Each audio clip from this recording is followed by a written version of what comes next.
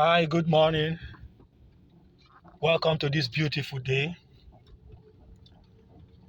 It's a great day today, and I'd like us to briefly talk about something that is affecting a lot of people. The minds, the way most people are thinking. Well, first of all, please, um, if you are going out, you are going to mix up with people, whatever you are going to be doing today, please ensure you obey COVID-19 rules. Please maintain social distancing.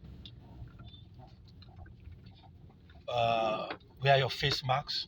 Ensure that you sanitize your hands and wash your hands. Please stay safe. COVID is on the way, out there ravaging people, and you need to protect yourself. All right. For those of us that are Christians, you will have heard Jesus said that it is said that whosoever commits adultery, whoever sleeps with a woman commits adultery. But Jesus said, I say to you that whosoever looks at a woman lustfully has already committed adultery in his heart. What's Jesus saying? Jesus is taking us back to the roots. It was very easy in those days. You could look at a lady lustfully, and as long as you don't commit the act physically, the law doesn't hold you. You are free. You understand? Nobody will come and say, you have done this. Nobody will come and stone you and kill you for adultery or fornication. But Jesus came and said, no, it is not the act that makes you, it is the thought. Did you see that?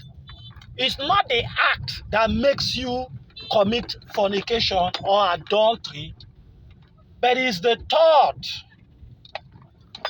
It's the thought.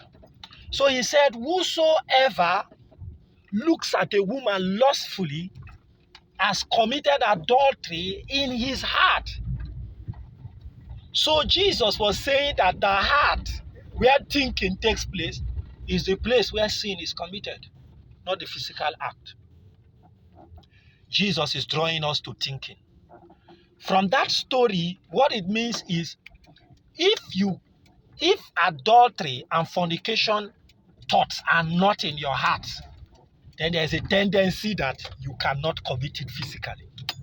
So the issue of it was a mistake can never come in. Nothing is a mistake.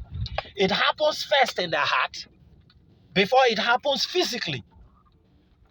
Do you see that? So if we are to follow Jesus' method, then how many people are adulterers? How many people are fornicators? How many people are living in big time immorality? Because when you pick up your phone, you go to those sites, you visit porn site, you watch erotic movies, you go to a manner of places and do a manner of things. By Jesus' standard, you are living in immorality, you're living in fornication, you're living in adultery. I didn't say so. Jesus did. Jesus did. So Jesus is saying that for you to free yourself from immoral thoughts, from negative thoughts that before you carry out the action, remember the principle is what you think determines what you feel. What you feel will not determine your actions, and then your actions will determine your results. So long before somebody commits adultery, he has thought about it either through the inlets of what they see or what they hear. And once they've thought about it, they begin to feel it. Because when they look at it, they think of the experience. They feel how, they imagine the feelings they're going to have. They begin to feel like fornicating. They begin to feel like committing adultery. Then when they keep feeling, what happens? The opportunity shows itself, the circumstances presents itself. Because your thinking and your feeling will attract a circumstance towards you. And then when the circumstance presents itself, what happens? They commit the adultery. That is the action. So what is Jesus saying? It's not the committing of the adultery, is what you are thinking. So he's saying, go to your thoughts. Fix your mind. That's why Jesus went about preaching. He said, repent. Change your way of thinking. Repent. Change your way of thinking. Repent. Change your way of thinking. Why? Because repentance means change your mind. Repentance doesn't mean stop doing bad things. That's not the meaning of repentance. Repentance doesn't mean you were smoking before, so you should stop smoking. No. Repentance is saying change your mind. Do you see why when people repent and after a few weeks or months, they go back to what they were doing? The reason is they stopped doing what they were doing, but they didn't change their mind. And it is the mind that determines what they do. So since they stopped doing what they were doing and they didn't change their mind pushed them back to keep doing what they were doing. So they didn't change.